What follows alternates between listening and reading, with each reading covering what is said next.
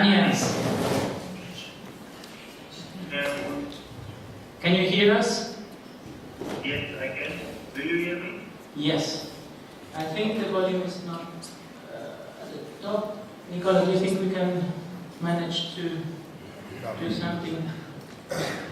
Yes, turn off video and then it will get better. Probably if you use a microphone or you talk closer to the microphone of your laptop, we can hear you better.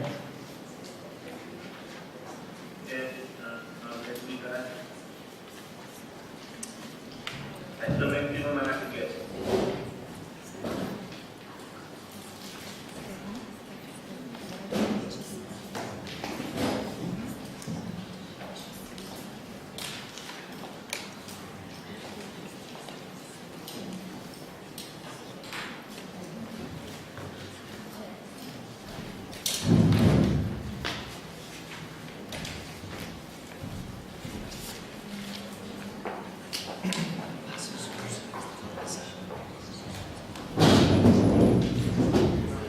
Yes, can you try again to speak? Yes, let's try again.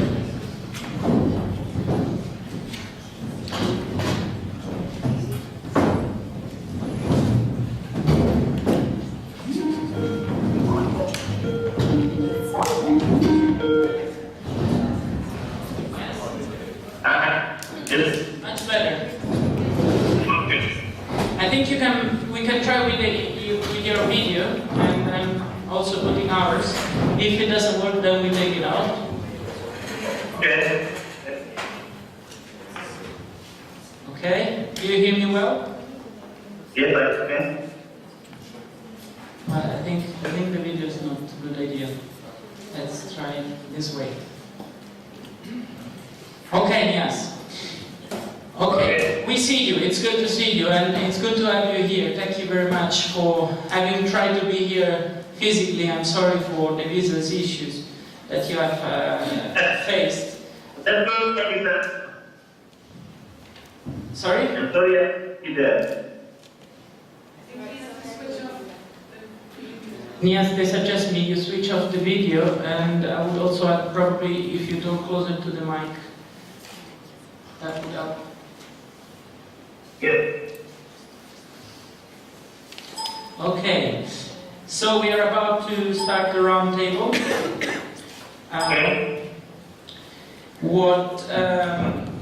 It's a pleasure to have this diverse table of speakers.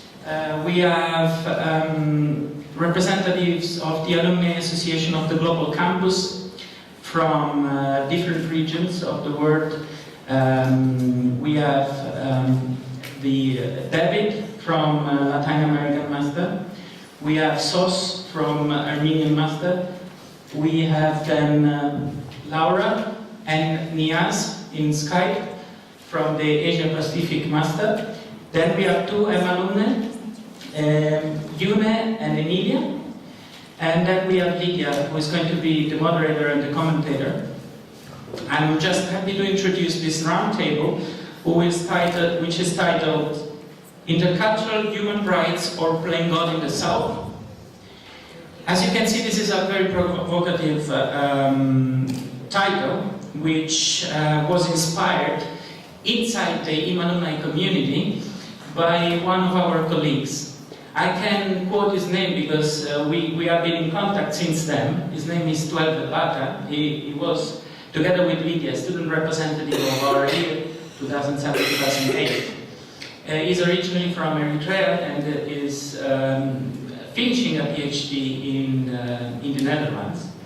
And he has always had a critical view on the way Europeans try to protect human rights in the South.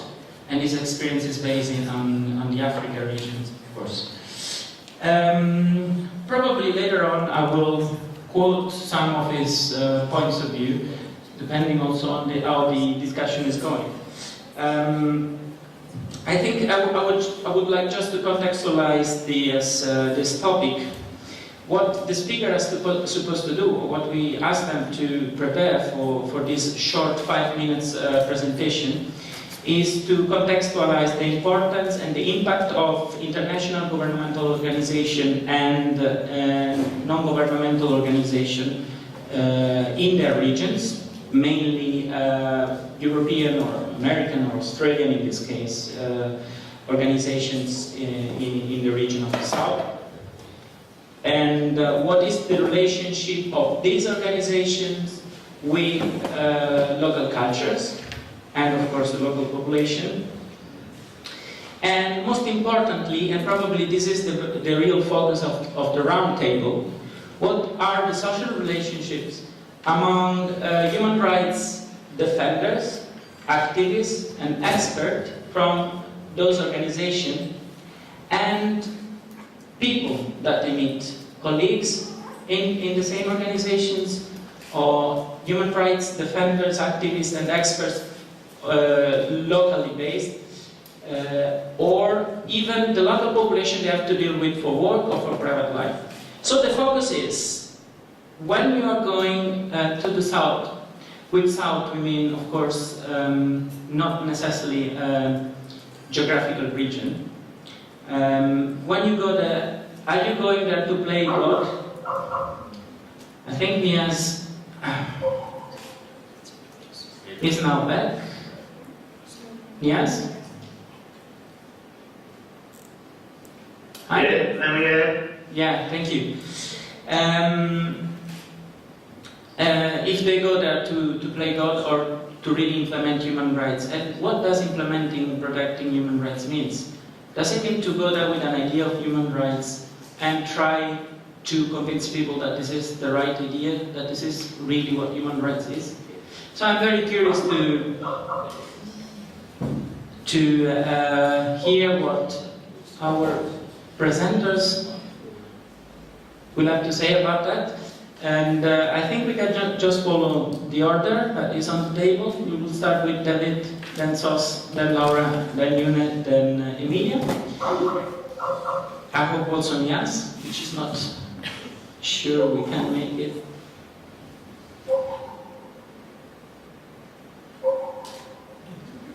Nias? Yes, I can hear you. Okay.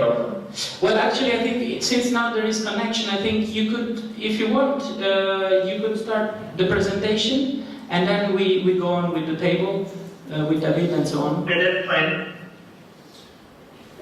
Sorry? Do you want me to start it? Yeah. Okay, so thank you all for inviting me to present on this important topic today. And I'm sorry I couldn't be there today with you because I had problems with my visa. Coming to the topic, can you reconfirm you can hear me properly? Yeah. Okay. Yeah, coming to the topic, I would focus on Pakistan from my perspective because I have a lot of work experience in Pakistan.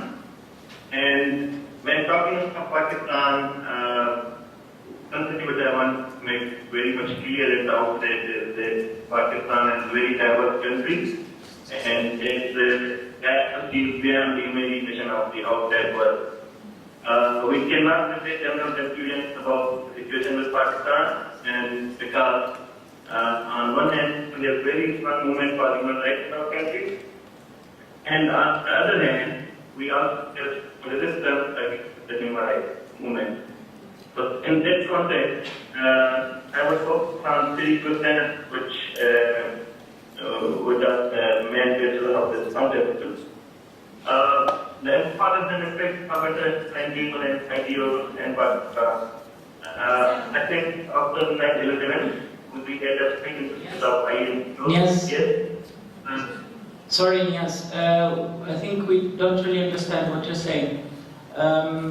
I think we can fix this if you can find a microphone or something, because the voice is not very clear. Is it better now? We hear you, but it's not very clear when you're speaking. Is it It's better now because we don't have any other way of making it better. Sorry. Okay, so let's, you try to find a solution. Meanwhile, we go on with the other presenters and we'll try again at the end. So in about 20 minutes or so? Okay, that's fine. Okay, thank you. So we now give the floor to David, who is representing the Latin American master. Is Colombian, and I think he wants to speak in Spanish. And I'll try to make the translation.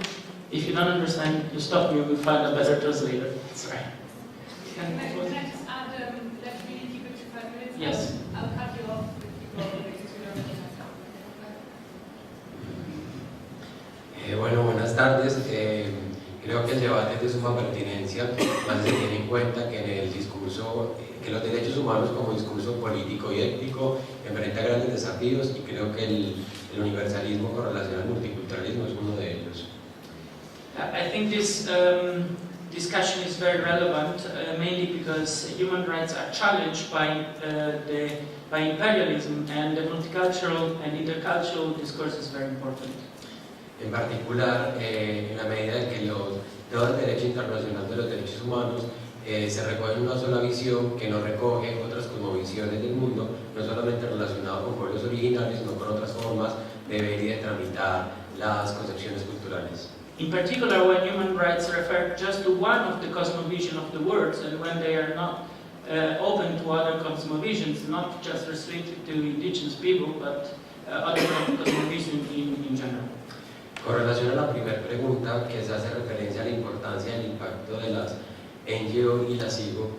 Concerning the first question about the impact of IGOs and NGOs, aquí hay que hacer como una referencia que primeramente la sociedad civil ha tenido un papel determinante para el fortalecimiento de la democracia y para todo lo que tiene que ver con protección, promoción y prevención de derechos humanos.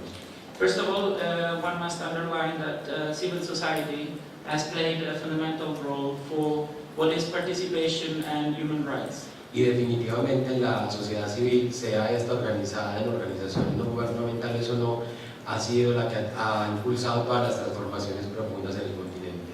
And civil society has been the main promoter of all transformation in the continent. En el caso de las organizaciones internacionales, han jugado un papel fundamental, tanto en periodos anteriores como el de las dictaduras, como el de la transición a la democracia. While international organizations have played a role before, when there were dictatorships, and after, now that there are democracies.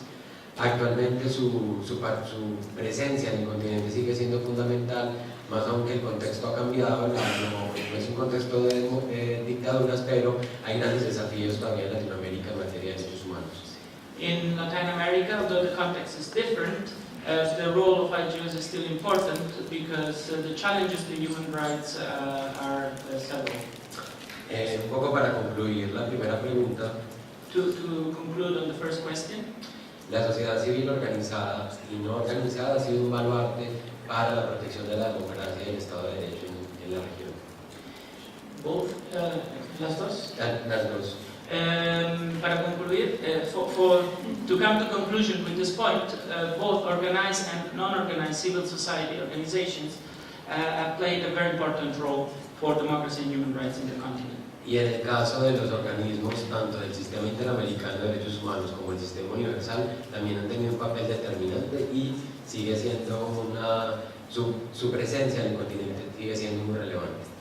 And also international institutions like the UN and the Inter-American System of Human Rights have played a very important role in the continent.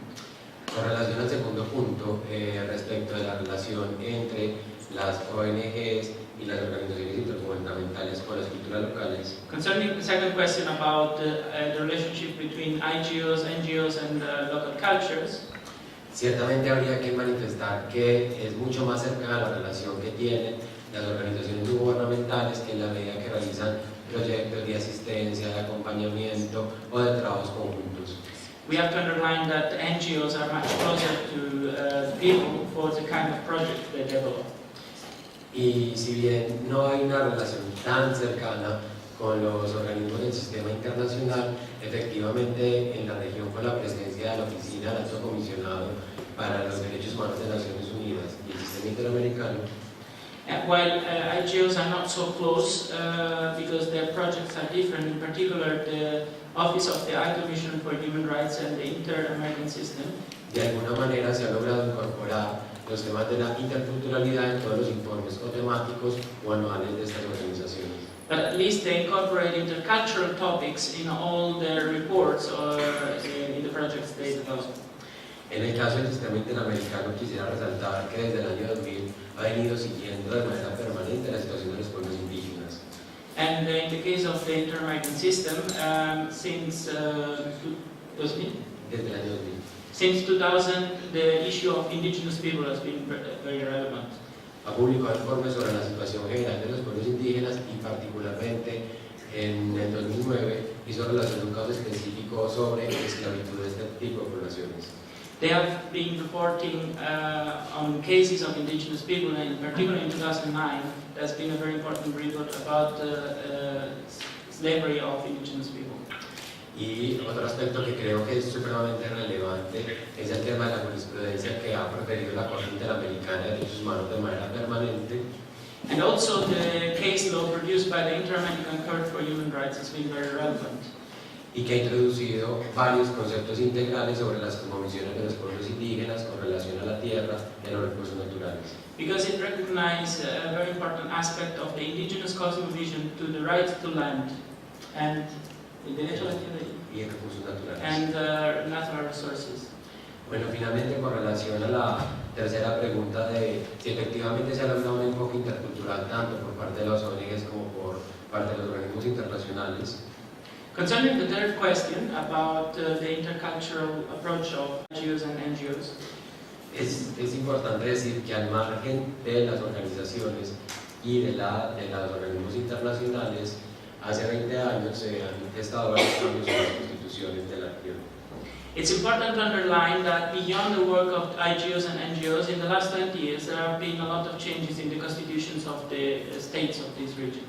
Solo por poner un ejemplo, en Colombia la Constitución del 91, la del 2008 en Ecuador y la del 2009 en Bolivia. As examples, Colombia has a constitution of 91, Ecuador 2008 and Bolivia 2009. Estos cambios de paradigmas han introducido un pluralismo dentro de la cosmovisión que se tenía y los ha reconocido tanto como sujetos individuales como colectivos.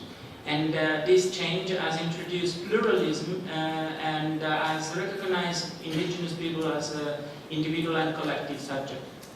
Adicionalmente también es posible afirmar que en los informes de las organizaciones que trabajan tanto en derechos civiles y políticos como en derechos económicos, sociales y culturales, And it's also important to recognize that in the reports of the organization working both on civil and political rights and on economic, social and cultural rights, hay un reconocimiento expreso sobre las diferentes miradas y sobre el distinto tratamiento que le dan las comunidades a distintos problemas.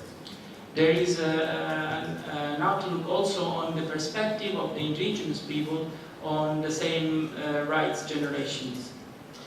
En el caso de las organizaciones internacionales, creo que se ha realizado un esfuerzo significativo por dimensionar y por comprender estas culturas.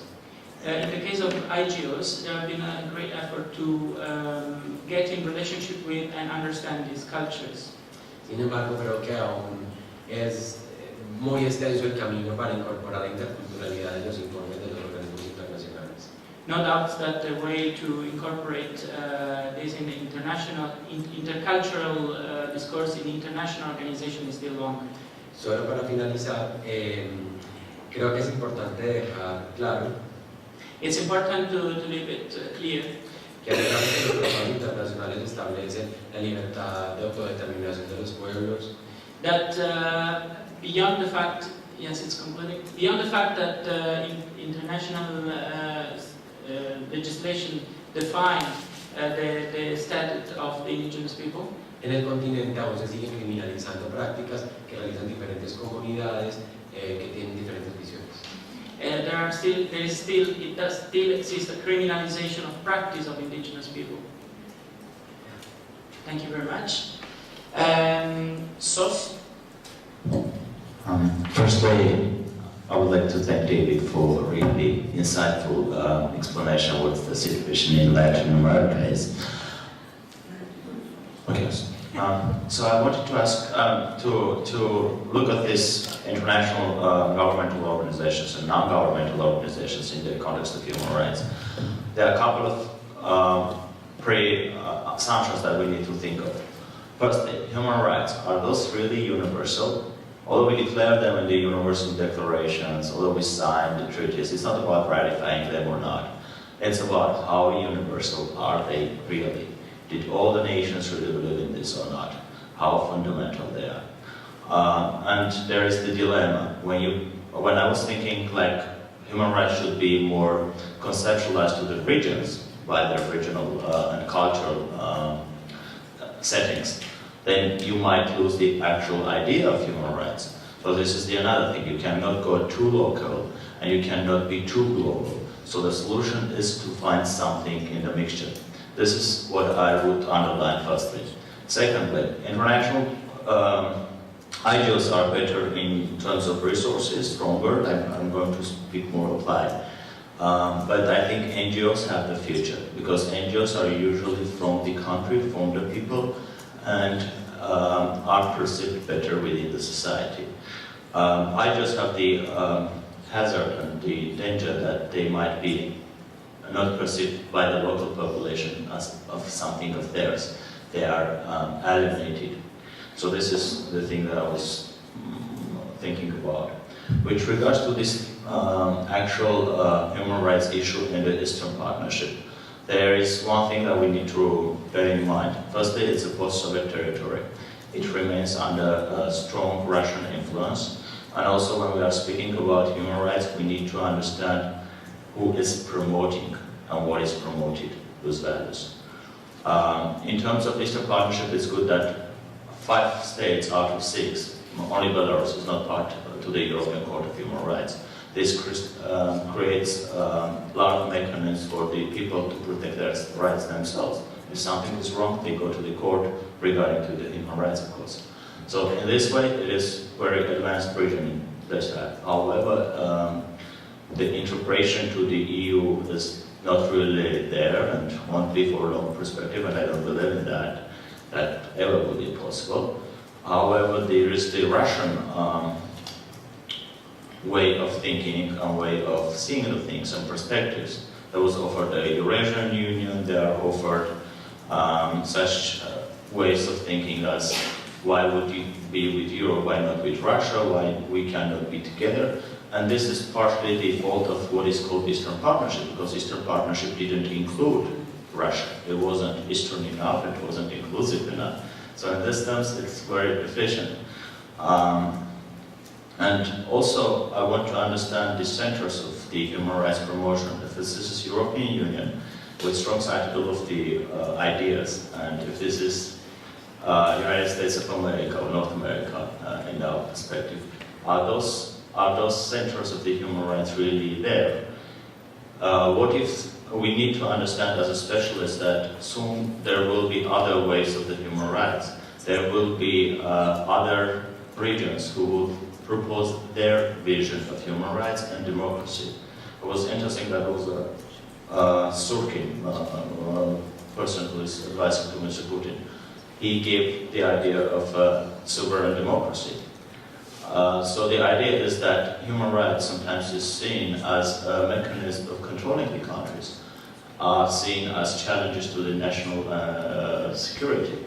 So this is what should be in the agendas. Make it relevant for the countries, understand it better, how we can improve the perception of the public of the human rights, and also try to work not to isolate countries if they don't have perceived human rights standards.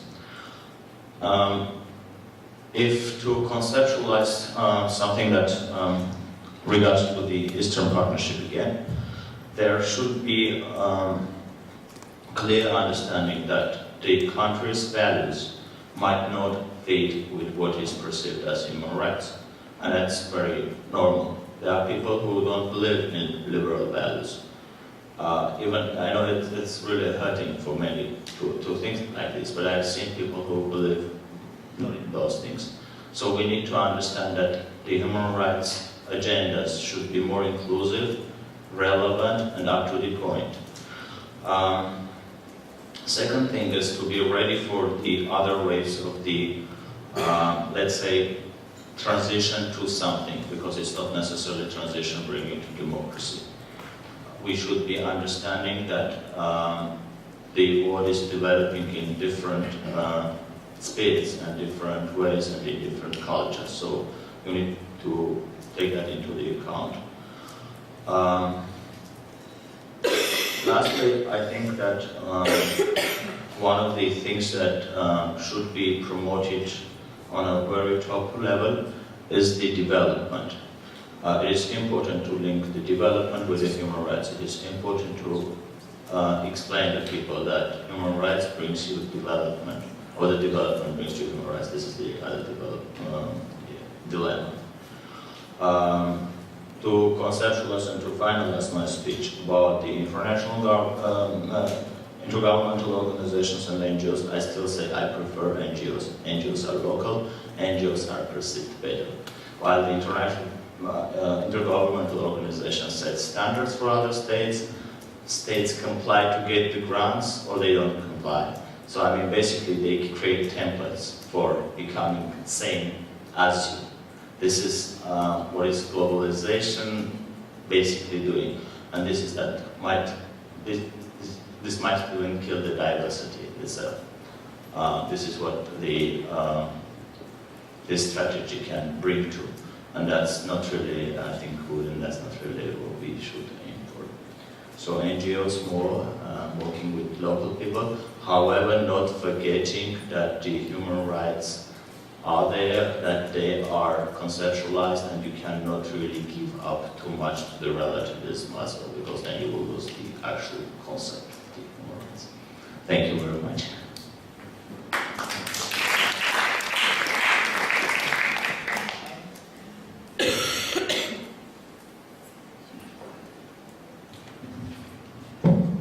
Hello. So I will present the Asia Pacific perspective a little bit before Diaz. He does have a microphone now. If not, he's going to type it to me, so hopefully we can get his perspective as well. Just speaking a little bit more slowly. Sorry. So Asia and the Pacific, like many countries in the global south, have a high presence of IGOs and NGOs. Although I'm from Australia, I spent the last 2 years in Nepal, so it's on that perspective I thought I would reflect a little.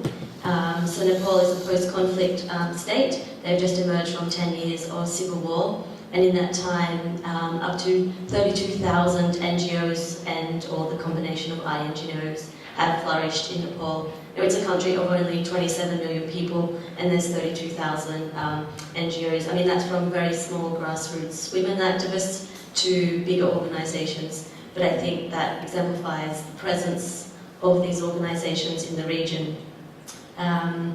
So yeah, most have flourished in the last 7 years since the country emerged from the war, and I think it's a good point to note that becomes a breeding ground for us in the industry of development and NGOs, that we can perhaps get contracts for the next 4 years, and therefore do we like to play God in these global south countries, because it's in fact putting the dinner on our table. I'm not criticising the system, I'm indeed a part of the system, but I think within the system there are people who make the attempt to identify with the local cultures and people who don't. I have many notes here to talk about the role of UNMIN in Nepal and my experiences, but just a couple of minutes ago I had an idea of one of my colleagues in our program from Sri Lanka, Vasuki. She's a women's rights activist, she's a Tamil, and she's also an artist. And she has 2 very striking cartoons, which I thought I would share with you, which I think will bring her perspective to the table, and I think will also stimulate a lot of debate. Christiana, if you mind, on the desktop.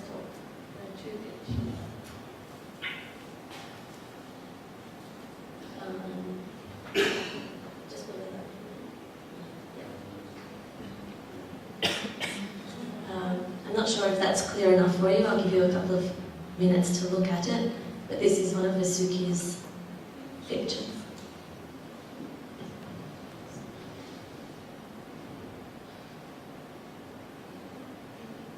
Maybe if you go back to the first one, Christian.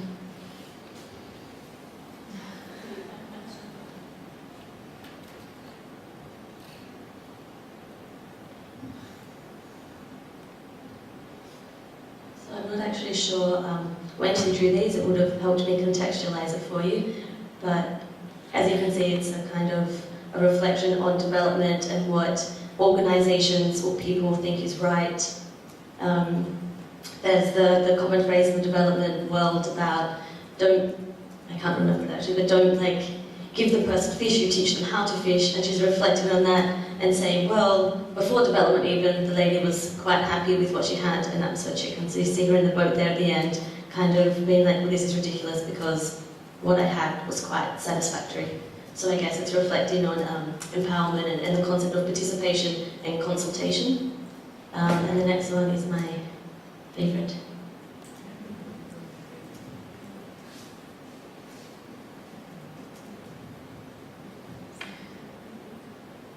So there, it's quite a striking critique of the UN system and the concept of the Universal Declaration of Human Rights.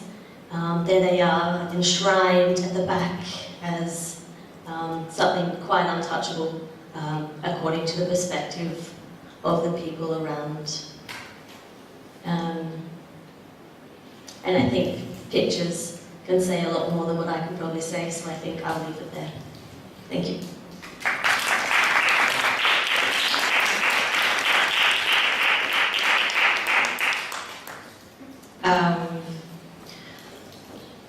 Please bear with me if I don't stick to the 5 minutes, and I will mainly focus on the third question Cristiano asked, and I will give a more practical vision to this debate from my experience, mainly from the field, from India, Algeria, Liberia, and DR Congo. I will focus mainly in the last two, which are the more recent.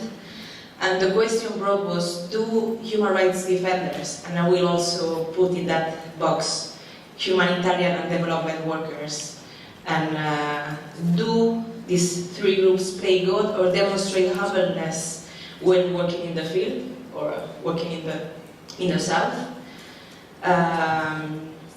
As you can imagine, this is a matter of personal attitude and personal choices, and this is the conclusion and my conclusion, and let's see how we reach it.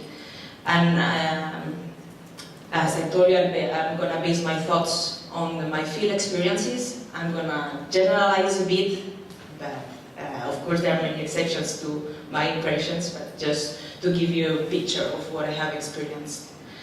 I'm sure you have all heard about these words that are so in fashion every day, like local ownership, gender equality, participation, and capacity building. I mean, I can hear them every single day. And I was wondering, can we, human rights defenders and humanitarian development workers, just comply with them in our professional work and then forget about them in our personal relations? I think the obvious answer is no. And the problem is that, unfortunately, through my experiences, I see that there's no coherence between these professional and personal relations when we talk about these principles. For example, at the professional level, we try to promote local ownership and participation, but do we really involve local communities? When we present a project to a donor, we say we are going to involve the communities and we are going to consult them, they're going to participate, they're going to give us their advice, and at the end, they want them to participate because at the end we're going to leave and they're going to own this project. This is, I think, a way to gain the attraction of the donors and get the funding. But then what I see in the field is that this is just words in the paper and things happen differently. Regarding capacity building, I wonder if it should only be implemented to our beneficiaries, to project states who are the beneficiaries when you work in any project. And I was very surprised when I was in DRC, and my staffs told me, like, we are very surprised because you are the only white person, the only expatriate who has really thought of us and has facilitated trainings for us and has tried to find opportunities for us here or with other NGOs or abroad. And I thanked their gratefulness, but this made me really sad.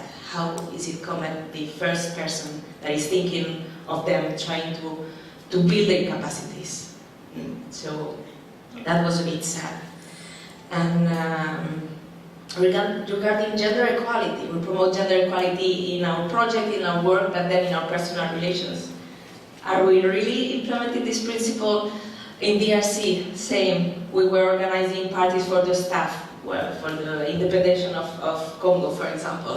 And I have my boss who says, okay, we can leave here, our women staff, they will prepare the dinner, and men, let's go and play with cards. I were like, okay, so you're just perpetuating roles, like women have to stay there in the kitchen, and you're not trying to empower them to do something else. So, and we were working in a women's project, women's empowerment project, so that was kind of contradictory. And changing a bit topic, what I have seen from my experiences in Congo, where I was in the bush, really I was in a very, very isolated place, and in Liberia I was in the capital, in Monrovia. And there's a huge difference in the kind of social relations you're gonna have, depending in the size of the place you are. In a capital, for example, like in Monrovia, you will mainly stick within the expat community. You will have fun with them, you will, and you will find more difficult to mix with locals. Locals, for example, will have many problems to follow you to certain places because they won't be able to afford the price of a beer in the expats' bars or nightclubs, and you cannot go to local bars with them neither because there's a lack of safety. So at the end, you have two different worlds, and it's difficult that you mix them. Of course, I'm talking about conflict and post-conflict countries. In development areas where safety is not that of an issue, this will be different. And so you perpetuate these two words, and I could also see, even if I was really trying hard to mix and to find locals with whom share experiences and learn from, I had some nice experiences and people with whom I still remain in touch, but I have many others that there's just an interest behind. A genuine interest of inviting them for lunch, for dinner, or trying to get them a job. So it's sad, but you always have to keep in mind that they may be approaching you and they're nice with you just because they want to gain something. In contrary, in the bush, where I was mainly the only white women in hundreds of kilometers around, and there were just 3 or 4 other expats, relations with the locals were, of course, evident. And locals were my staffs, which were from many other parts of Congo, and locals from the place where we were. And there you could really engage, exchange experiences, learn, see, and really feel how is life there, because you're learning from there and you have a direct contact. And of course, this also depends a lot on on how far you would like to go. If you want to choose the most comfortable option, which will be just stick with the expat community and don't make some effort to see what's behind, to see these persons for whom you are there, then you just remain with the expat community, or you try to gain something more from your experience in the field.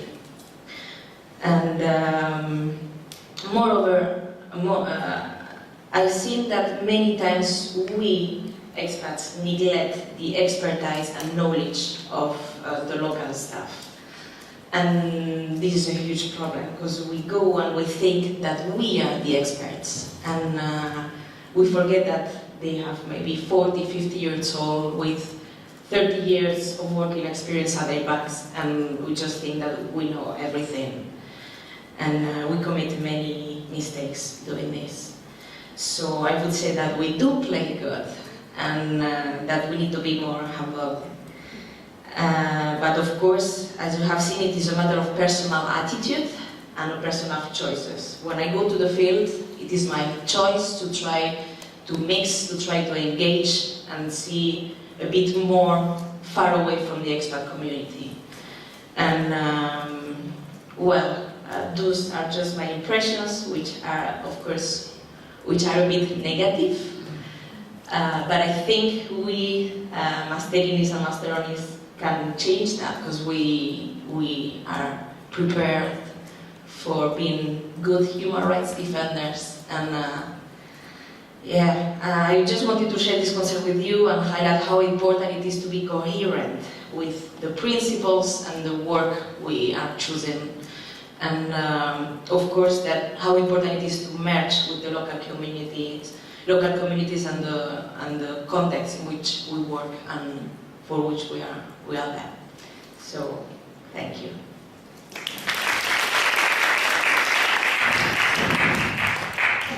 Okay, I will also add some from personal experience, nothing about concepts or theory.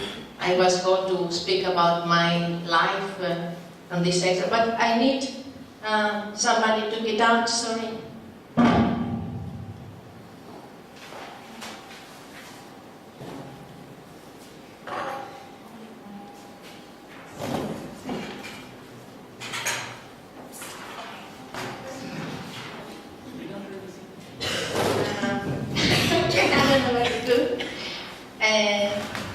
It's not a big thing. In a few days I will celebrate 30 years that I first put my feet in Africa, in Cape Verde. It was 4th February 1983. And if I have to recap a little, the situation in the field is something like that, a mess. And how we go and we work there is, of course, not a mess. Has to be something more, like that. The programs, the policies, the strategies, and things like that. We have to organize, and we have to put this all mess to work according to these policies, strategies, and projects. And that is not only about international organizations or NGOs. It's about the government also. It's about the local authorities, and probably even, at the level of the communities. So it's something very complex to put work together. What happened in the 80s, when I start, is that the main trend, not the whole system, but the main trend was of course, the top-down position, because we started from the principle that here is a mess and here is the order. And I am here because I have something that you don't have. I have knowledge, you don't have it. I have organizational capacity, you don't have it. And I have the money, and you don't have it. So that was about a power relationship that put the people coming with things in a sad situation, because these people thinking this way had not the opportunity to interact and learn together with others.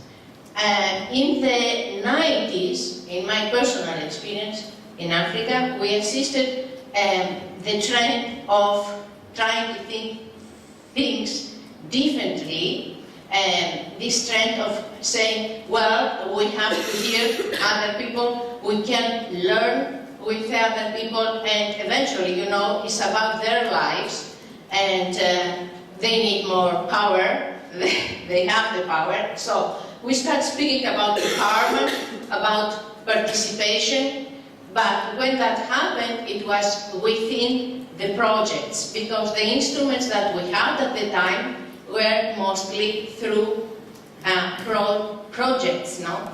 The international cooperation for development was working mostly through projects. And something changed around the years 2000, because we start having other instruments. We have the NEPAD, the new partnership for development in Africa. We have, well, the Paris Declaration latest. We have in 2000 the World Bank. Can you imagine the World Bank in the Attacking Poverty affirming in capital letters the necessity about empowerment. And so it comes here's another guy after the 2000 more or less is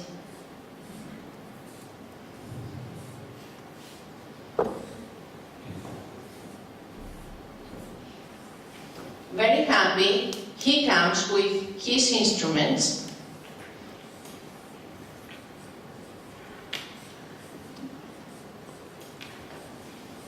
And is more about human rights and things about good governance, democracy and whatever. And now we have all this situation to put to work together, this kind of shapes, with these shapes and with this mess on the field. Okay. And I think because of the instruments, the institutional instruments that we have in this moment on the field, we are, how to say, it's compulsory, theoretically speaking, it's compulsory to work in another way. As it was in the beginning, almost compulsory to work top-down. Now I am obliged to sit in the same table. But I absolutely agree with the experiences as exposed here. Everything is about human beings. It's about concrete men and women that they have to implement and to enrich all that. And that is difficult because power, in my opinion, this stupid thing of power that we find with expats, for instance, is much related with ignorance, and in the end, it's about people that they don't have self-esteem, they don't feel secure, so they don't expose themselves to the others. They are people that they have to have always the answers. If you need to have always the answers and to have control over the situation, it's impossible to have a hearing and to ask questions, so you don't learn. But your situation as a program officer or a human rights defender or whatever can impose you or can put you in a very difficult situation that you have to show that you have the answers. So I will not theorize, I will put only one of my experiences here to you. When I finished the E.MA course, I had the opportunity to live for the Islamic Republic of Mauritania. It was a jurist program, the Human Rights Strengthening, collaboration UNDP, High Commissioner, and it was about supporting the national efforts for drafting an action plan on human rights in the context of the fight against poverty. Very challenging in a country as Mauritania. Everybody knows about the problems of slavery or whatever, and well. Now, me and that situation, with all my background, very open to hear too, but what it was my institutional charge. I was there hired by him with what kind of task, no cahier de charge. And, well, I was supposed to work for the High Commissioner of Human Rights. but the High Commissioner could not be represented in Mauritania for obvious reasons. So it was through the UNDP. The UNDP, generally speaking, is compromised with governments, and everybody knows that. And they have to play a concrete role, institutionally even. And in Mauritania it was even worse. On the top of that, my contract was not directly with the High Commissioner, and it was a political game behind that. My contract was with an international NGO defending human rights and whatever, but also they have their own agenda, because they had to defend their presence there. They had to continue working in Mauritania, and a lot of compromises have to go through. So I have to work with these three directly, and I have the UNDP that told me, you know what is your mission? Welcome, welcome, Mrs. Venezano. We are very happy that you are here. You know what your mission is in the general meeting?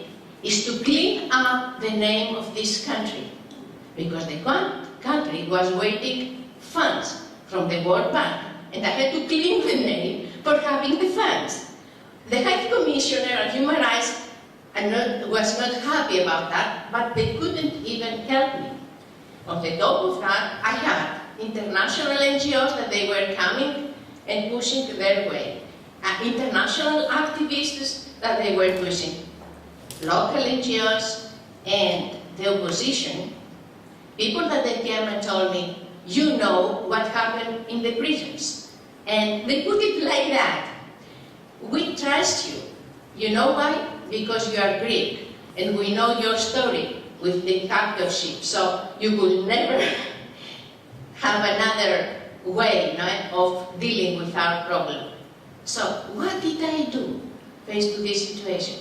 You know what happened to me? I had a burnout, because I have no backstopping, no support, and in the end I have been ill in this story.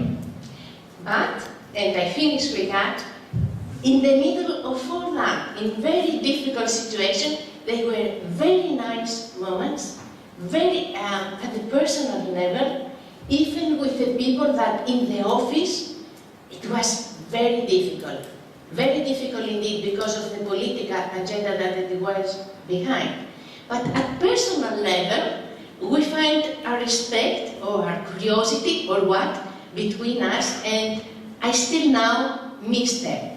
I only to say, once they gave me as present the voile, this long thing that they put the ladies, the Burberry, and at first I said, well, and I put it and I like it, and the first problem came when the policeman at 12 in the night stopped me and started speaking me in Arabic. I said, God, now, what I will do, because that is a religious symbol, and I'm wearing that, But it went, and after I put it in the office, and I said, what I will do? And the local people, they were very happy. About the Westerners, really, I don't know.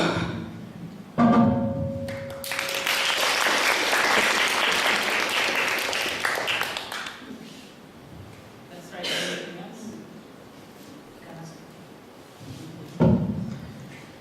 Nias, can you hear us? Are you still around? Hello? No. Yeah. Excellent. Do you want to try? We'll need to keep it short. I'm aware of time, but do you want to try? I think you've got a microphone now. Yeah, I think that I want to so that I can send my questions or I can read and then I can. Yeah, sorry, I don't think it's working. Sorry about that, Nias. I think we can hear you talking, but we can't understand. It's not very clear. It might be the connection isn't allowing for it. Sorry about that. Please, hello.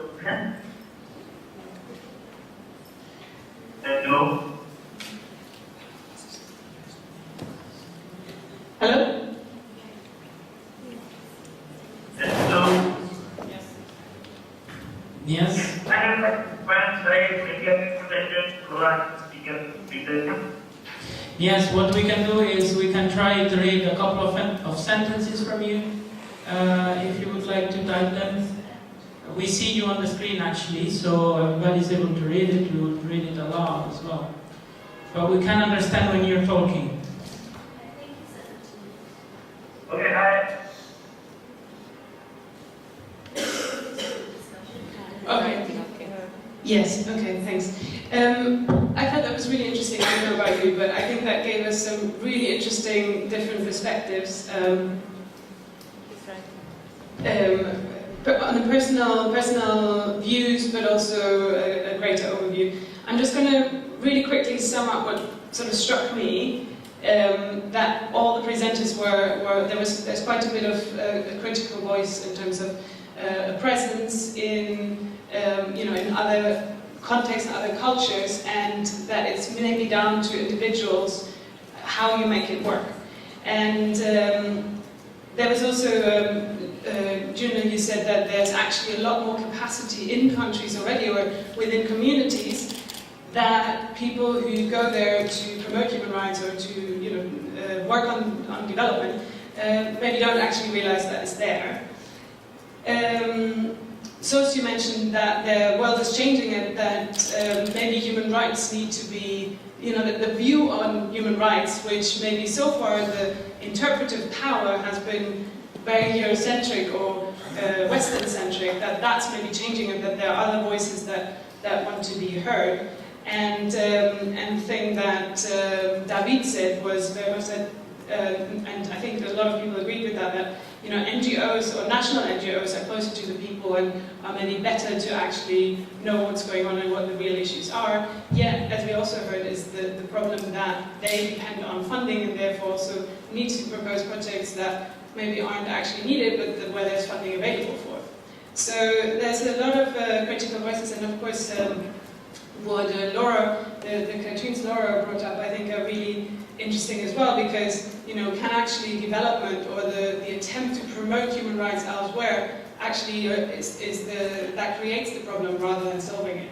So I think those are generally quite common critiques or concerns, and I would just like to start off the debate now by saying, well, what is it then? So if there are all these issues, if we recognize that actually local NGOs maybe are better placed, they know better what's going on, what are we doing going to other places to promote human rights? Shouldn't it be the people there? Is there an imperative to promote human rights, and us being the experts, shouldn't we maybe stay at home? Wouldn't we be doing less damage if we were nice to our neighbors, if we looked after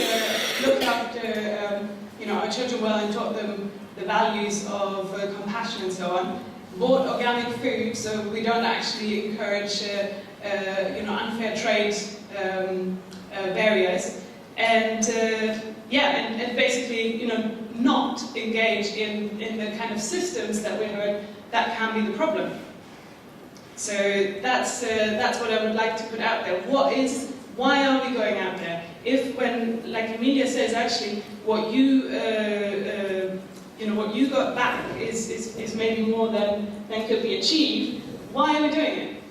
Why are we doing it? And is there an imperative for us as human rights activists and defenders, experts, to promote the rights, or should we maybe just live them? I think we'll have a quick responses from the floor, and then we'll put it out to the audience.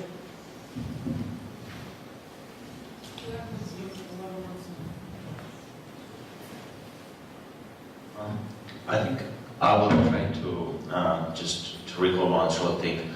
There is this principle for the doctors to not harm. So basically, you should be really sure that your involvement as a human rights specialist is necessary. So if your non-involvement is better, then you don't. That you basically stay away. This is like the very principle of the and the doctors, that if you are sure that your intervention is going to make not going to make it worse, it's going to make it worse, then you don't do it. Another thing is how you detect it. One of the ways I was thinking is to wait a little bit, to let the patient itself to tell you. And detection is also important. You need to give a right prescription for the situation in order to get involved. Sometimes it's overdone, sometimes it's underdone, and that's the thing. A small anecdote I had, which I didn't get to, was during my time at CWEN, I was a research officer, so I was meant to be training local staff. I think you pointed quite nicely out that local staff often have far more knowledge than what you have, and you should try and work with what they have already.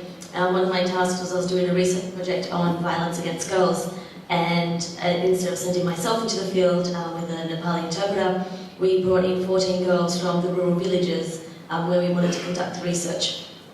And in the opening day of my week-long training, I had prepared a beautiful thing on research methodologies and data collection, and on the first day I just whimsically mentioned human rights to these girls from the village, and I thought that they knew what I was talking about. And I was like, blah, blah, blah, human rights, blah, blah, blah. The next thing one girl's like, human rights, what is this concept? What is this framework?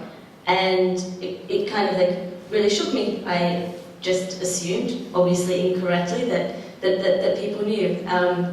And of course I elaborated the concept. I found the UDHR translated into Nepali. They read it. They were really fascinated. So I think your question of, you kind of said, like, should we stay home? My immediate response would be no, because I believe in human rights education. And for these young women who told me endless stories kind of about their lives and their disadvantages, once I even empowered them with the language of rights, they felt more confident to go back home and then spread the message to other girls in the village.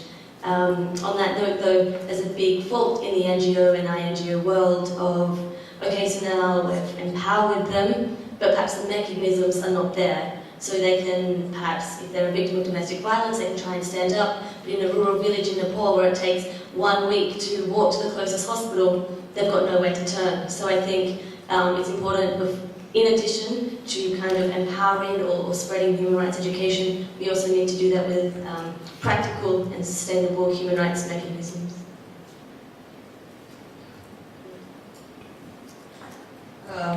I'm just going to give an example from Haiti, where I have not been, but I'm sure you have also heard when there was the earthquake and there was a huge media campaign for raising funds, and finally there was so much money that NGOs could not deal with it, and every NGO wanted to be present there. So everyone was going to Haiti, and the huge amount of money that arrived there was almost lost because NGOs could not handle and could not spend. And sometimes donors just say, I give you this million and you have to spend it in 3 months for this and this activity. And it was just impossible. So all that money was lost, and the NGOs also just went there and did not do that much great job, but they needed to be visible. So at the end, you also, going back to your question, like, should we always act or maybe sometimes refrain ourselves? And I do think that sometimes we should think twice. Also, do we really think or measure the possible impacts of our actions before we go to the field or somewhere? I don't think NGOs or we ourselves do that before we do something. So I think it is very important that we try to measure our actions before we do anything, and think, don't put as our first goal our visibility. Once we're in the field, we work for an organization, and you will see that visibility and showing everything we are doing will be like the top priority, and this can have a very negative impact for the kind of work we are finally doing. Yeah, we have several dimensions and levels, and to me cannot be put today the question, why have we to go there? We have to go there as they have to come here. I don't know, we are in a really globalized world, in the moment that we need global governance, and I hope I am not misunderstood when I use this term. There are issues like food security, and we need, and we are working seriously on global governance on that based on human rights, the right, for instance, to food. And so we have to interact, and besides our personal experiences or whatever, we have to think institutionally also. We have instruments today, and we have to improve them, and I am very much thankful to the fact that we work more using the human rights instruments on that. That helped a lot. And we have to understand issues like, I'll call it that, the subsidiarity principle, so the lowest level possible enacting back, also the highest level necessary. If we have to take global measures for ensuring food, we have to take them globally. And for doing that properly, we have to exchange experience also by going and coming in the respective countries in the world round. Thanks. Thank you. Just a brief one though, just a quick comeback. If we're talking food shortage, and we've just heard that, you know, there's actually half of the food that's being produced in the world is actually being thrown out. Because we as consumers are only buying a certain kind of food. We are even exporting into countries, you know, undermining local markets. So if, you know, and then does it actually make sense if we then ship food elsewhere as humanitarian aid, when maybe the system is wrong and it's the demand in the West, in the North, that's creating those shortages in developing countries in the first place? This is what I wanted to ask. When we say we have to go there, who are we? This is the key question. If we are human rights specialists, of course, we want to go somewhere. I mean, that's our specialty. We wouldn't say that we are useless to advance. But the thing is that, yes, there is this term, there is the westernization, there is the markets. Usually it's liberal markets, usually it's open markets. But in reality, it's easier to get to these third world countries, who I don't like that. Well, anyways, from west to east, in up terms, but it's really hard from east to get to west, if it's not all. So this is the idea. How much do we respect, or I say I try to associate myself to this Western concept. How do we respect our own principles? How much is it there? Because for any locals from the East, their best argumentation is that they don't follow their own rules and norms and their values. So this is the thing. It was once in probably in West, I don't know where exactly, I don't want to. Then it got out of there due to probably broke up some balance of the people about, and it's out there and it's going, but it's not in the West anymore, and it's penetrating into the East, but it's not perceived. So this is my view on the issue.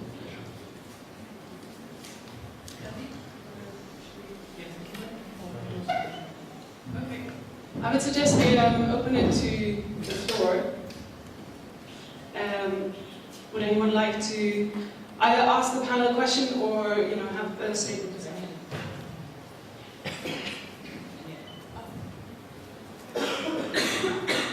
I wanted just to comment on the first round that was done. I'm a bit more optimist. I don't think that the situation is white or black. I think there are a lot of nuances of grey, and I think that there is a margin of action between the need of staying there and having a project and respecting the objectives of the project, and a personal perspective. I think that there is not only the possibility to do something in our private life, respecting human rights, or in another way, but I think that also as a group, a small NGO can start changing the rules. I believe in the fact that after a while, you arrive the first 3 months, you say, okay, I will implement the Universal Declaration of Human Rights. After the 4th month, you realize that you start a dialogue, or you'll not reach your objectives, because you'll reach nothing. You can write everything in your reports, but you'll not reach, so you have to start a dialogue. And if you are a bit open as person, as group of leaders, you'll start probably continue writing the same kind of projects, because these are the projects which get money, which get funds. But then in the implementation phase, you start nuancing, you start making some changes. Also, not only at personal level. I'd like to say that the last thing, June said it's our role now to do it better because we are human rights defenders. Also in this case, okay, let's continue calling us human rights defenders, but let's try to mean it as, to understand it as a human rights discoverer. So let's try, we are going somewhere, let's try to understand what is the local conception of human rights. What is mine and your conception of human rights? Let's see if we are talking about the same thing, and let's see in which direction we can move. So, also less, I know that she didn't want to say that we know the human rights, so we will defend them. Yeah, I know, but let's talk about which human rights. Ours, yours, or the common one. Because I think there is more commonalities. A lot of times we are talking a different language. We are calling the same thing in a different way. Thank you very much.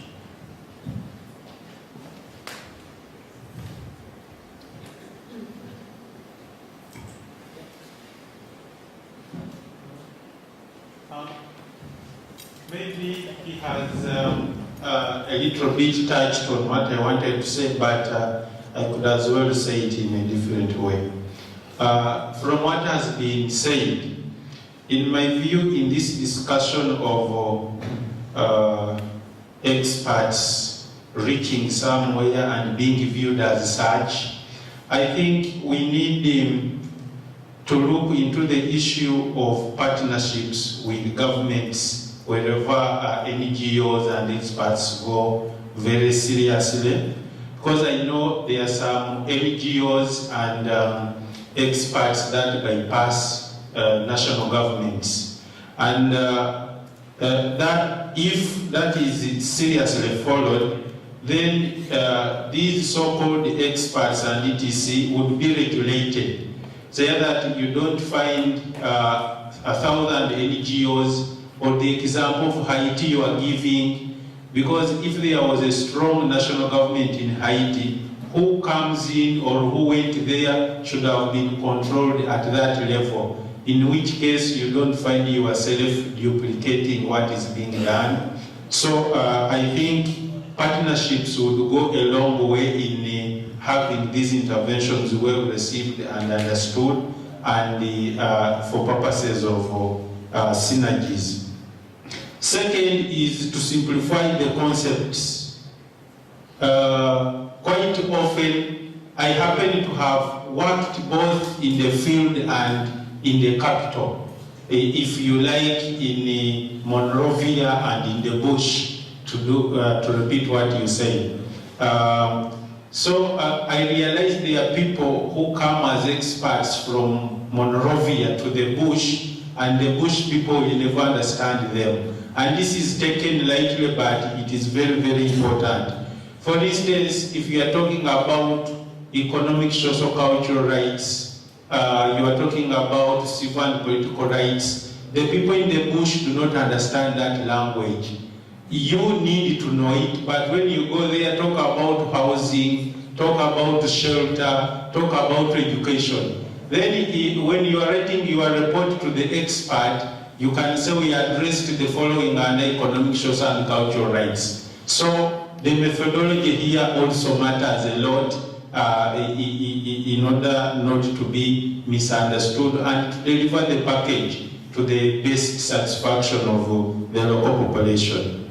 And finally is the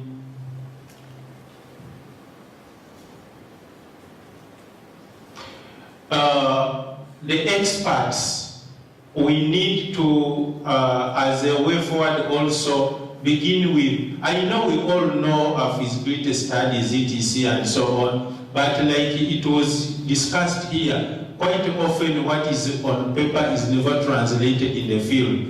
But to me, I think an initial evaluation is very important to gauge the level of people's understanding, the level of issues to address by carrying out an initial evaluation.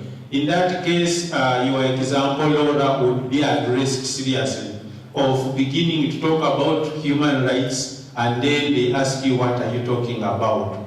So I thought I should point out this as part of the discussion. Thank you.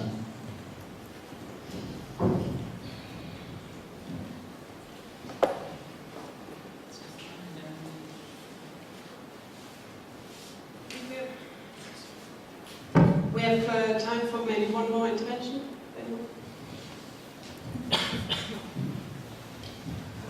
The last thing is that, yes, we play God. We know the reasons we go there, because even you are in an international organization can make a difference. But I think the two main challenges nowadays is how to not burn out. Because we need people to be there, but we are playing this role, and when we realize we are representing so many people and so messy, so for me it's like, okay, play God, we can play the game there, but how we don't burn out to be there as a whole. And for me it's clear that the reasons we go there, each one individually has the reasons, and it's obvious. It's easy for us to be in this class discussing, oh, I don't want to represent the UN because many reasons, but the system is out there, so we need good people there. But for me, it's like how to not burn out. That's the main issue. And we find many ways once we are there. It's difficult, because once I burn out, but then I learn how to not do it. So.